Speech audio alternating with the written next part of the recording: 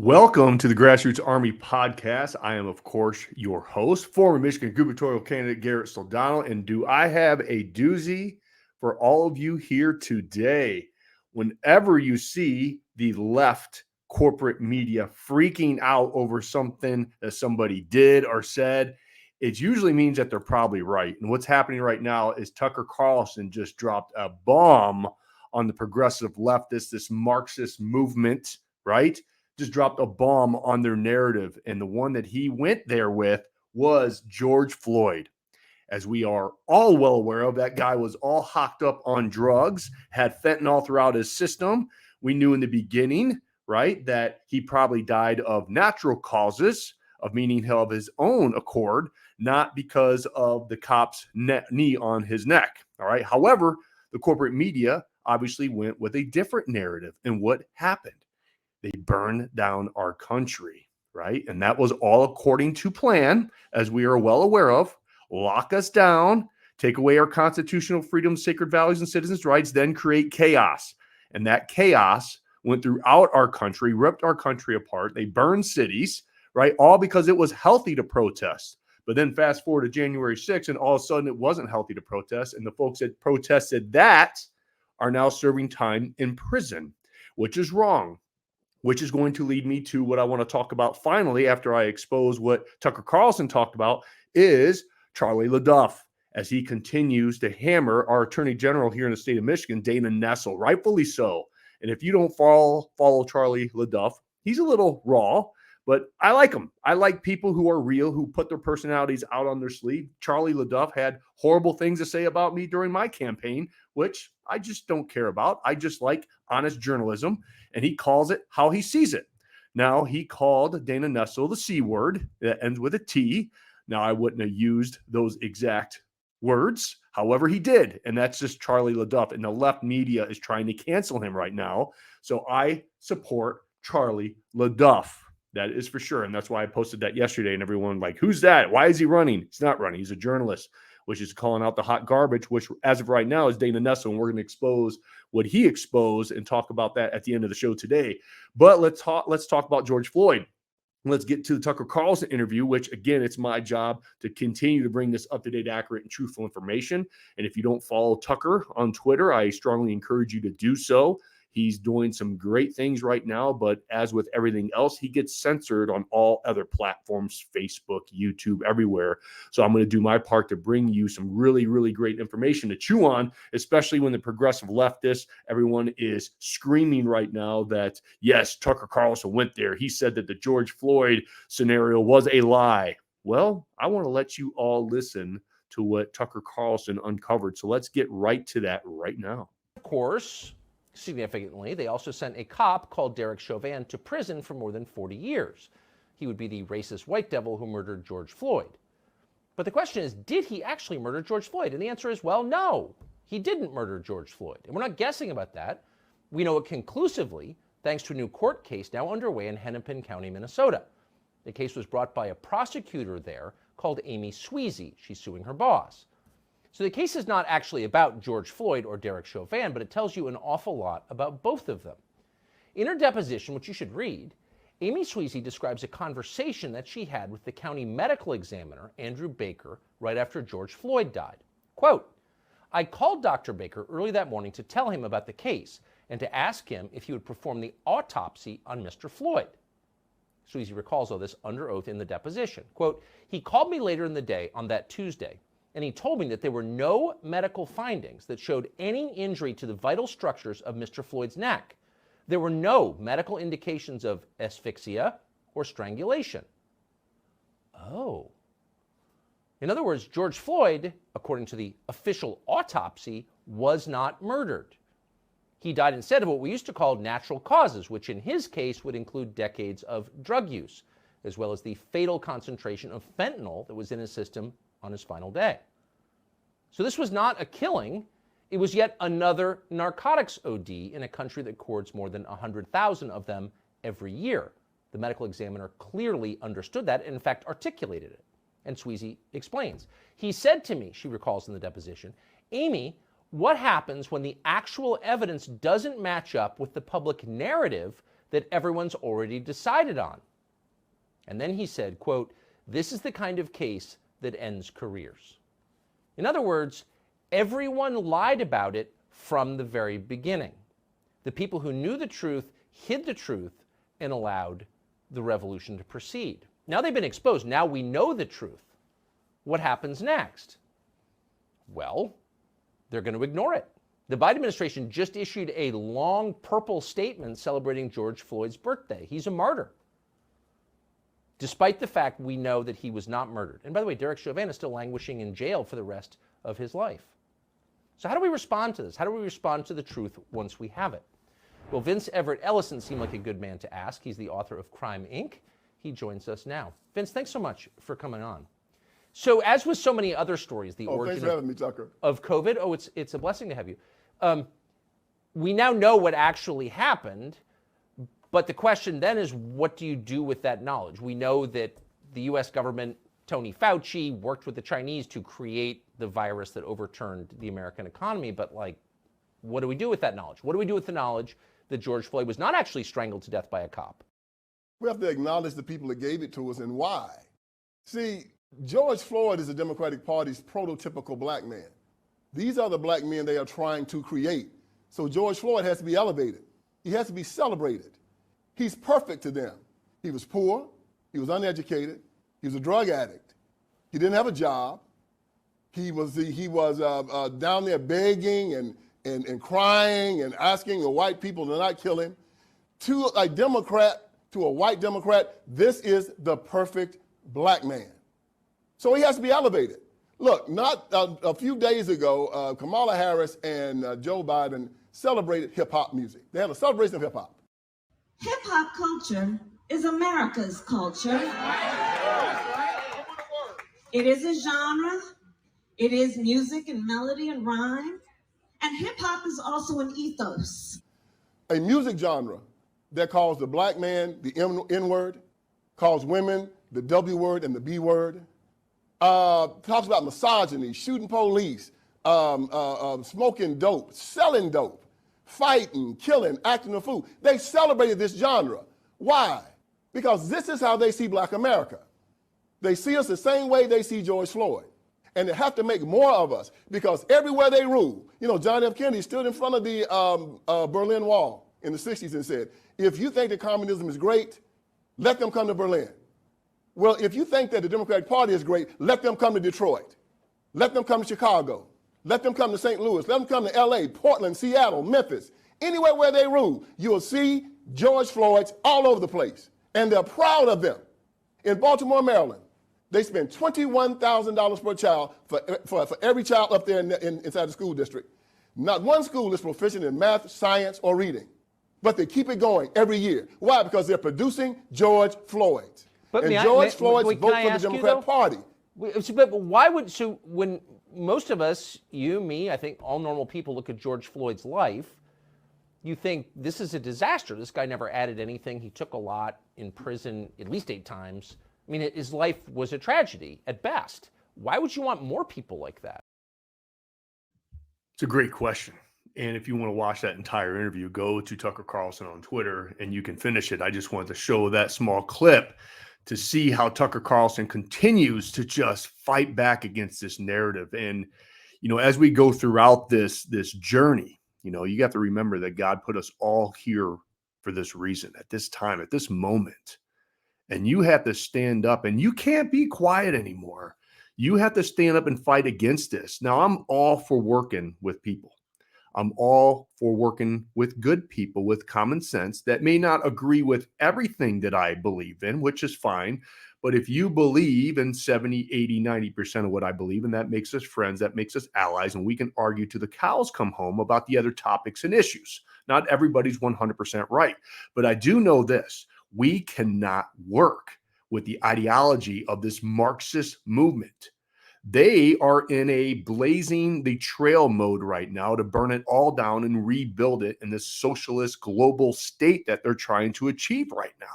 And if you don't stand up now and fight back against this narrative locally at your school boards, backing the right candidates, calling out other candidates and exposing the clown show and what these people have done to our country, to our kids, then you are part of the problem. You have to be willing to put yourself out there, and we have to continue to put yourself out there. I don't care that I've lost in the governor's race. I'm not quitting because I believe in what we're trying to do is trying to save this little idea called America. So it's on you, it's on me, it's on all of us right now because God put us in this moment. You have to stand up. You have to go to these school board meetings. You have to push back against the city commission. You guys all have to do this. You just can't sit back, listen to podcasts, comment on social media. You have to do more now. Because our country is at stake. We are in a dire situation right now because I am going to support people and back people that are doing just that. Now, do I agree with everything that Charlie, I should say, I probably don't have permission to call him Charles, probably his mother calls him Charlie LaDuff. Do I back everything that guy has said? No, of course not. However, he's calling some things out right now, and he's been kind of brash and raw in how he does those things, but that's Charlie LaDuff. If you follow Charlie, that's just how he is. And I like people that way. I may not agree with everything, but I like real people. And Charlie LaDuff has called out Dana Nessel on numerous occasions. And he called her out the other day. Michigan AG covers for Gal's Pals, alleged nursing home scam. Okay. So basically, we have a cover up with our attorney general right now. Dana Nessel, who has cultivated an image as a protector of the vulnerable and elderly, pressured her staff to close a criminal investigation into her friend, Tracy Kornak, who is also treasurer of the Michigan Democratic Party. Interesting. Kornak, a slip and fall lawyer, is accused by a former nursing home director of trying to defraud her elderly brain damaged client. After Nessel's office closed the case, local authorities opened their own. That's ongoing. Should Nessel be investigated? Absolutely 100%. We are done with these corrupt politicians. The judicial system, as we are fully well aware of, is corrupt, and it's backed by people like Dana Nessel. Now, also, if you remember Matt DePerno, whether you like Matt or not, he was calling out Dana Nessel the entire time throughout his candidacy for the attorney general, and he was going to investigate Governor Whitmer's nursing home deaths, which the corporate media continues to try to just bury. See, they want to just bury everything that they have done. George Floyd, the lockdowns, the mandates, having Governor Whitmer with the nursing home deaths, and Governor Cuomo and all the other governors, Newsom out in California, right? And if you remember, Cuomo, when that started to be in the news about the nursing home deaths, what happened coincidentally at that same time?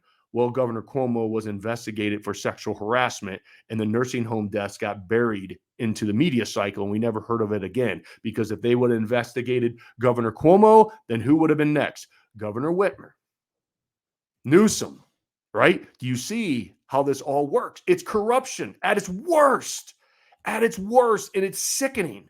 It's truly sickening. So if you look at Charlie LaDuff, he's calling this stuff out. He's calling it how he sees it, and he calls it out in his own way. And he uses some words that I wouldn't use, but I don't judge him for using those words. And he called, I guess, Dana Nessel the C word that ends in a T, and he was describing what she is. And now the corporate media is trying to cancel Charlie LaDuff, telling him he should be fired and he should be held accountable. No, the people who should be held accountable is who ran with this lie, with the pandemic, with the lockdowns, with the mandates, with the vaccine, all this stuff with George Floyd. I'm telling you what right now, Derek Chauvin should not spend the rest of his life in jail. Was he a little excessive in force? He had his knee on it. Yeah, you can charge him for that maybe, but allow the truth to come out that he didn't intend to kill him and he wasn't the result of him dying. George Floyd, he should not be in prison for that long for a lot of folks, right? But we now know that the judicial system will run with the narrative. Even when the evidence proves that these people are innocent, they'll still run with the narrative. And that's why we live in a banana republic right now. And that's why it's so critical that you stand up and push back against this. And I'm going to end the show today with some motivation for you to understand that God put you in this moment. And I brought this author on the show last week. It's a great book, John Dislin. It's called Nehemiah Strong. This is thick. It's not a survival manual with his own words. It's a manual to help you thrive in troubling times. And I like that. I truly do. But I just want to read to all of you a little section in here to allow you to understand that you're exactly where you're supposed to be. But you have to take the right actions right now, or this little idea called America will end. And we'll probably get through it just fine as adults. But the people who will suffer will be our kids and will be our grandkids and our future generations. And that's not going to happen on my watch. I will kick and scream, and I'll do everything I can to expose and to inspire ordinary people to do extraordinary things. And he says in his book, consider it like Esther, you were born for such a time like this. Be obedient and rely on the Lord to do his part. So that if you lose your life, remember who you are. You're a pilgrim. You're a pilgrim just passing through a strange land. You are a co-heir. So as long as you suffer with him, Romans 8, live like the adopted son of the living God you are. Fear is a liar. I used to teach in my motivational seminars that was taught to me that fear means false evidence appearing real. It doesn't exist. It only exists in your mind. And if you allow fear to take a hold of you, it will paralyze you. You have to embrace fear. And the most powerful way to embrace fear is to go through it and conquer it and be able to handle it, because fear is a liar to yourself. Fear will be your undoing if you let it. We've seen it so many times. So many sheep just gave away their constitutional freedoms. Even leaders of the church gave in, right? Fear has no power unless you give power to it. Assess where you are between faith and fear and move aggressively towards faith in your life. Perfect love casteth out fear. 1 John 4:18. Fear is a choice. Choose fearlessness, John says in this book. Be the mighty warrior. You are commanded to be courageous. You're already dead to sin in this world. How can any mortal men kill you now? Absent from the body is present with the Lord. His everlasting provision will help see you through. Ask for courage and he will provide. James 4:2. The wise are fearless. Fear instead the Lord. Be as Joshua. But as for me and my house, we will serve the Lord. Choose this day whom you will serve. Arm for battle. Write scripture on your heart. Remember, all promises are yours through Jesus. Pray, live repentantly. Remember that. The joy of the Lord is our strength. Contend for your liberty. Wow. Powerful, powerful stuff. Be courageous. Be ready. Expect the best. Prepare for the worst. Stand up.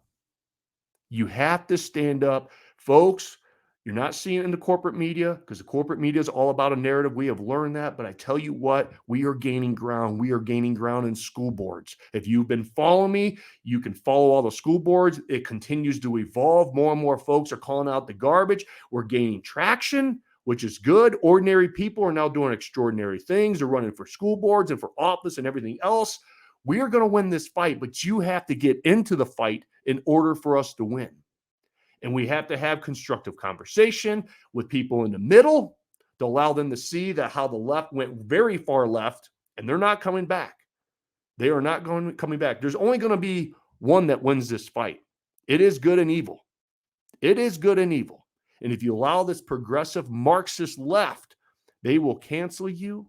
They will destroy you. They will destroy the church, your beliefs. It will be a global world order. Not on my watch. So be prepared, stand up, and continue to push back. And don't be afraid anymore to call this stuff out. That's why I wanted to highlight George Floyd. The corporate media is going to attack me. Garrett agrees with Tucker. George Floyd narrative was a lie.